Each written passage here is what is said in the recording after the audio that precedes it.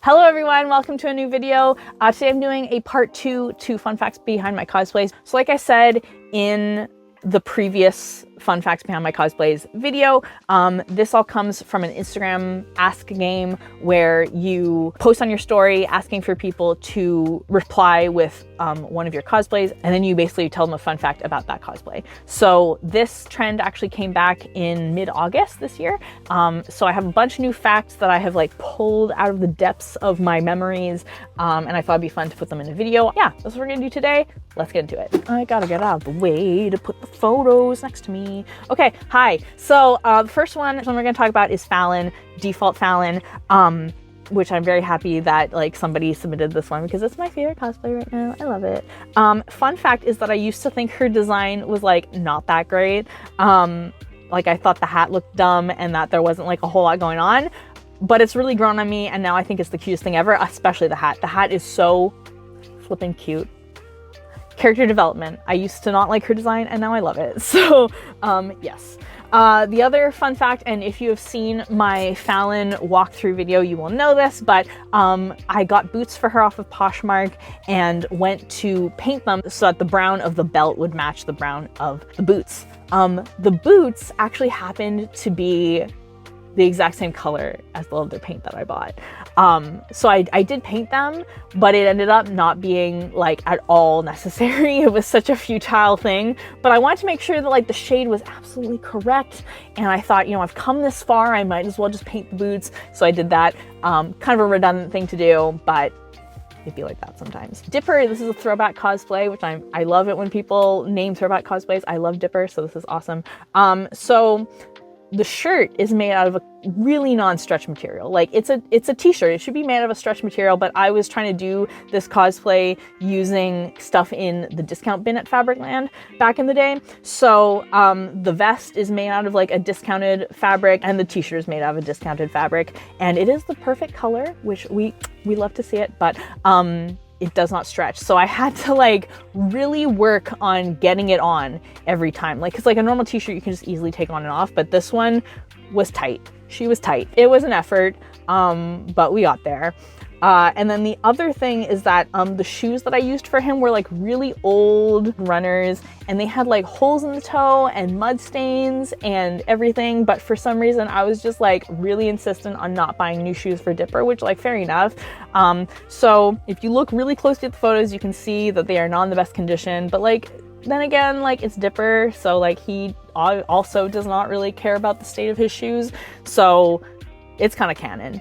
It works, and you can't really tell in most photos, so it's fine. Fancy Meryl, which I still have to make my walkthrough video on, but we'll get there eventually. I made her in pretty much 3 days, and that wasn't me rushing or cutting corners or anything. It just came together in 3 days, and I was sitting there like, what? It was all kind of a blur, and it was really just like my hyperfixation brain working like overtime.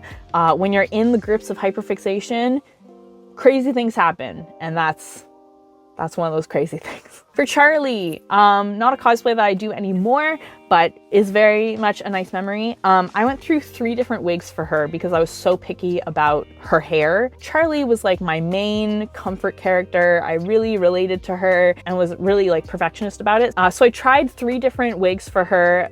Each time I wore her, I did like a different wig.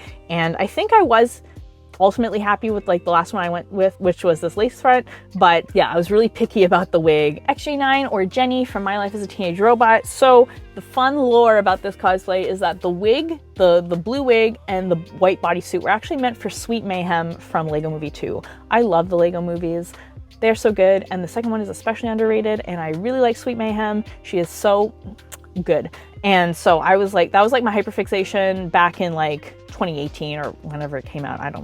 I'm bad at remembering years. But anyway, I was like super obsessed, was like doing hella research to try and figure out how to make the wings and everything. And I had bought stuff for it and like started collecting stuff for this cosplay, but then I completely lost my motivation and, you know, years went by and I just never got around to it.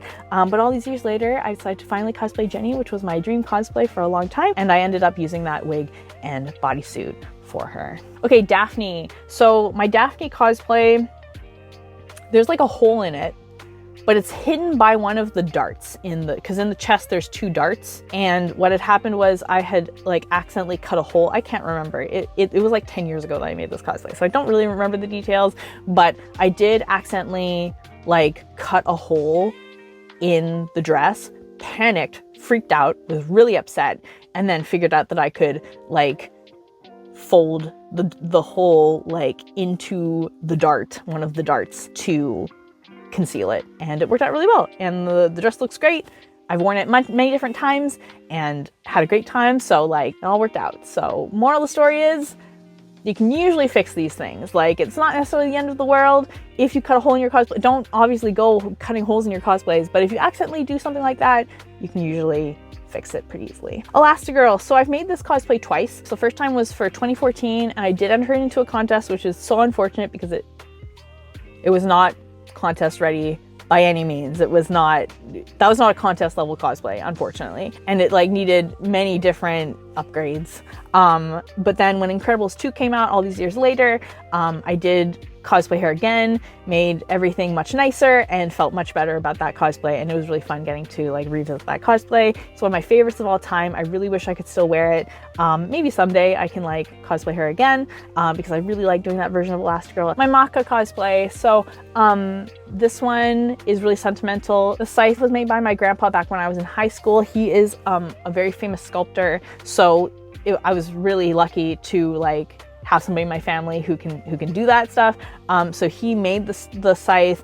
I helped by painting it, but he like taught me how to like use the spray paint and use like painter's tape and stuff. So it was like a really nice bonding experience, and have very pleasant memories of that summer going over to his studio and making that Scythe. And then I've kept it all these years, of course, because there's no way I could get rid of it. So when we did our Soul Eater shoot all these years later, I got to bring the Scythe back, and it was just a really nice full circle moment. Pomni. Pomni is a sensory nightmare. Oh my goodness. So using the sequins, it looks nice, but it was a really bad idea. So there's sequins around the leg holes. Leg holes, I don't like the piping around the leg holes. That was like a really, like, in retrospect, I wouldn't have done that. Basically, those sequins get caught on everything, especially the ones in like the crotch area. Like they get stuck to each other, and you have to like rip them apart, and the sequins come off, and then the stuffing starts to come off. Like it's a mess. But most of the time you can't tell in photos, but like, man, wearing that cosplay, not the most pleasant experience. Vivi from Mystery Skulls Animated, again, one of my all-time faves. I do plan on cosplaying her again because she is one of my like ultimate like relatable characters. We both love the cute and spooky. We're both preps who love the spooky stuff. The fun fact about her is that the lenses of those glasses were made out of like a pink plastic container, like a Tupperware kind of container from the dollar store, and I just dremeled them out and then glued them into some glasses. Sam Manson, not one that I have like the most pleasant memories with, so I did get rid of this cosplay pretty soon after I wore her, and I only like wore her a couple times. It's okay, it happens. What I will say is that my goal with this cosplay was to use scrap material that I had. So like that shirt is completely made out of leftover scrap fabric that I had. The skirt, with the exception of the ribbon that I used for like that like crosshatch design, was from my fabric stash. And then the only things I bought were the wig and the tights. So it was like very much a like work with what you have kind of cosplay, and I was very proud of myself. Meryl. So Meryl is obviously one of my like most favorite cosplays of this year. I've worn her so many different times and had a great time doing it, met so many Trigon people, and it's been a really lovely experience. The fun fact about her is that cosplay almost didn't happen because I was so on the fence about cosplaying her. For the longest time, I was watching Trigon and I really liked Meryl, but I wasn't like really vibing with the show until I got to like the last 3 episodes where it just like, it punches you in the gut emotionally, and it's like so good. So that kind of tied everything together. But before I really got to that point, I was like, do I want to cosplay Meryl? Do I not want to cosplay Meryl? Like, do I, like, I'm not really vibing with the show, but I like her, but like, what do I want to do? So I actually went to the fabric store 2 different times, just to look for materials for her and try to maybe like come to a decision by going to the fabric store. And both times I left empty-handed. And then it was the 3rd time I went down there that I was like, I'm gonna do this, because I had seen the last 3 episodes and was like, yeah, I'm into this. So yeah, lots of like humming and hawing over this cosplay, and then of course I made it, and it ended up being one of my absolute favorite cosplays of this year. So Loving when that happens. Next photo is gonna have some blood in it because we are talking about Chima Fallon facts. So if you want to skip to this timestamp to not see the fake blood, do that.